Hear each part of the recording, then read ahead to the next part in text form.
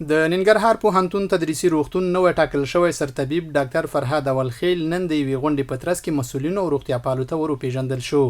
په جوړه شوې دې غونډه کې د ننګرهار پوهنتون رئیس شیخ انعام الله مدني، د تدريسي روغتون رئیس ډاکټر وسیم الله سلطاني، د پوهنتون د بیلابیلو پوهنځیو رئیسانو، استادانو او روغتیا پالو برخه اخیستې وه. ویناوالو د تدریسي روغتون نوې ټاکل شوی سرطبيب ته د مبارکۍ ویلو ترڅنګ روغتیا پال وهڅول چې د ناروغانو په درملنه او د محصلینو په عملی زده کړو کې خپل هڅې لا چټکې کړي. د ننګرهار پوهنتون تدریسي روغتون نوې ټاکل شوی سرطبيب ډاکټر فرهاد اولخیل مسؤلینو په د شوی باور له عمله د مننې ترڅنګ ډاډ خود چې ورسپارل شوی مسولیت به په پوره صداقت او ایماندارۍ پر مخ یوسي.